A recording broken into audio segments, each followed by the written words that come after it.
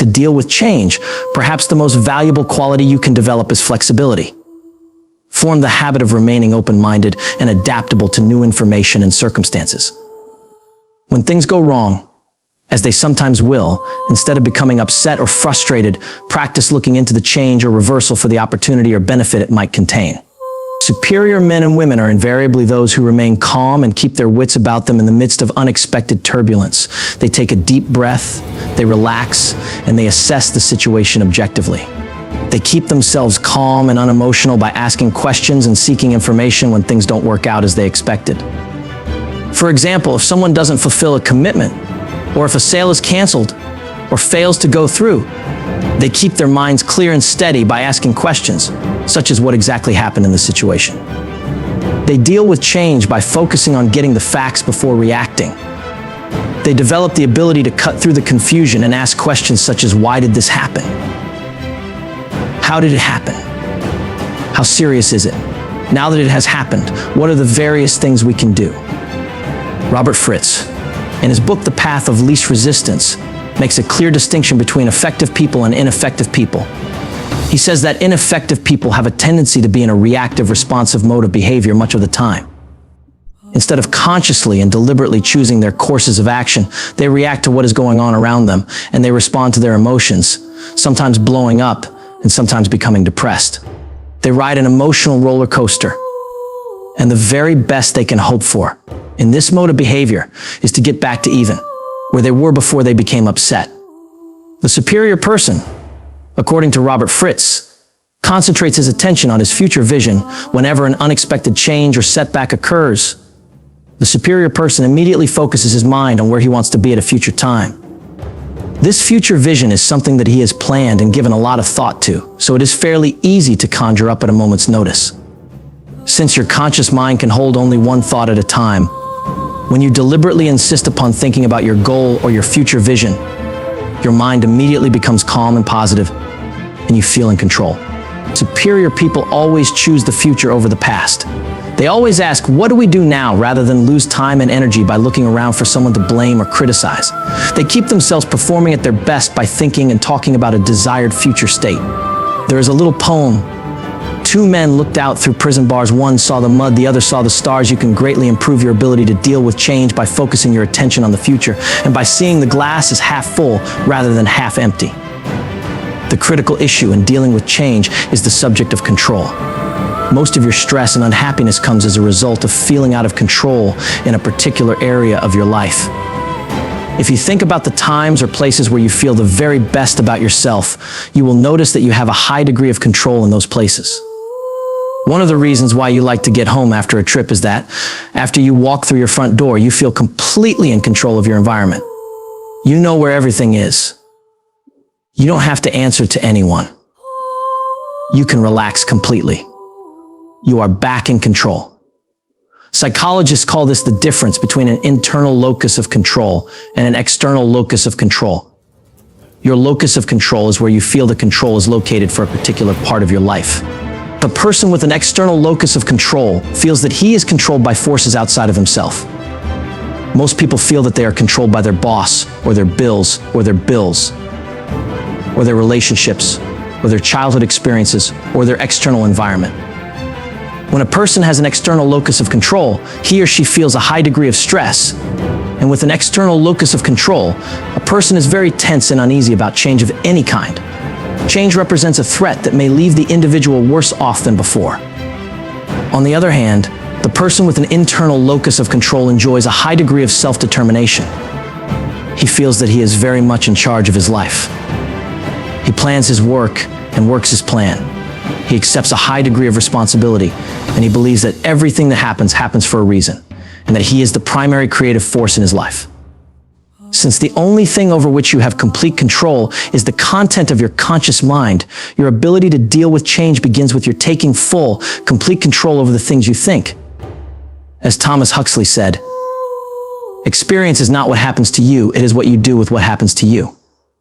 Since change is inevitable and continuous, it is how you think about what is happening to you that is most important in determining how change affects you, and whether you use it to your advantage or let it work to your disadvantage. In his book, Celebrations of Life, René Dubos says that we fear change more today than ever before, and for less reason. The reason you fear change is because you are afraid that you will be worse off as a result. No one fears change that implies improvement. For example, if you learned that you were going to have to change your lifestyle because you had just won a lottery, this is not the kind of change that you would avoid or anticipate with dread. It is change that implies unpleasant surprises that you fear and become anxious about because it causes you to feel that you have lost a certain amount of control in that part of your life. Your aim is to become a change master, to embrace change, to welcome change, and to ride the tides of change. You do this by taking control of the direction of change in your life and assuring that it is predominantly positive and toward improvements you desire. Boat builders know that the deeper the keel of a sailing vessel, the more stable it will be in storms, squalls, and gusts of wind. The same holds true for you. The deeper your keel, or the stabilizing factors in your life, the less likely it is that you will be blown over or off course when unexpected change occurs. You can deepen your keel and increase your stability by setting big goals for yourself and making clear, written plans for their accomplishment. Goals enable you to control the direction of change. With goals, change becomes planned and deliberate instead of random and haphazard. Goals assure that the changes that take place in your life are primarily self-determined and self-directed.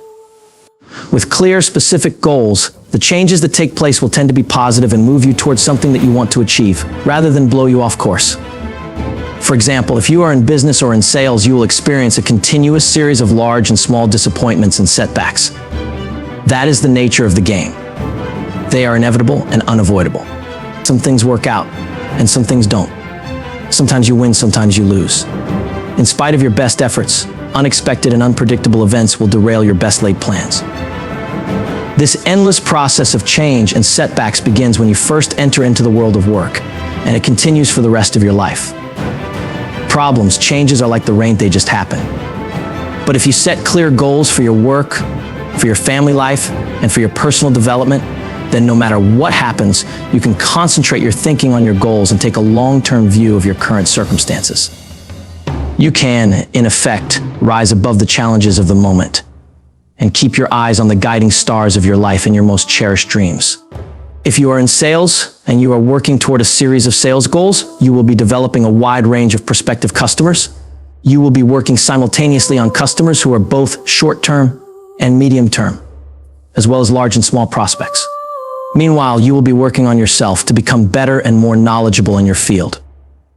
You will have plans and engage in activities with the important people in your life.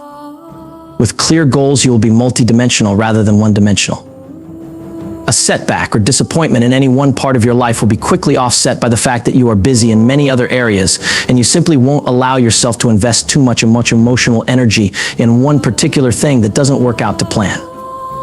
With a clear idea of where you're going and what you want to accomplish, you develop resilience, which is the ability to bounce back rather than to break.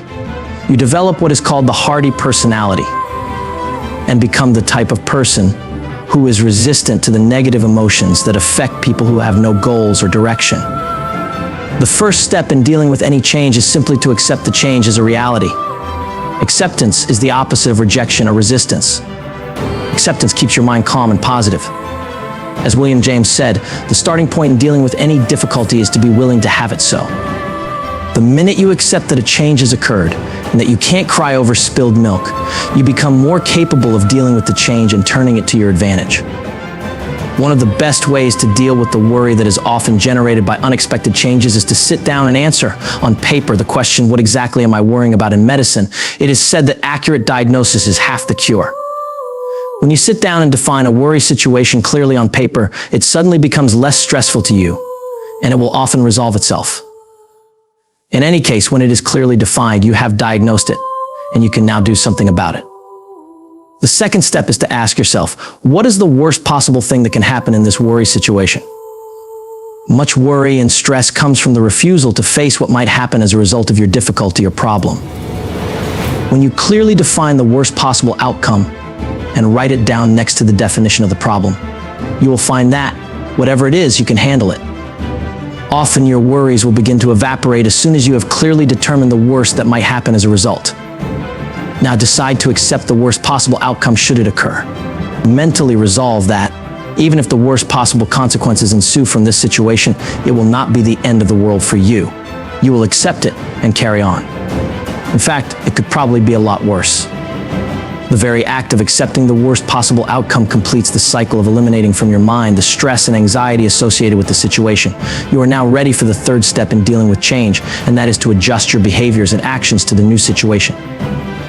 Ask yourself, what are all the things I can do to make sure that the worst possible outcome does not occur? Sometimes we call this damage control in the business schools. This is an important part of decision making, and it is called the mini-max regret solution. What can you do to minimize the maximum damage that can occur from an unexpected change or setback? As you begin thinking of all the things you can do, you are adjusting your mind to the new information and preparing to take steps to deal with the change effectively. The final part of this four-step method for dealing with change is to improve on the existing situation. Often, a change signals that your plans are incomplete or that you might be heading in the wrong direction. Serious changes, which seemingly create real problems, are often signals that you are on the wrong track. There is an old saying, crisis is change trying to take place.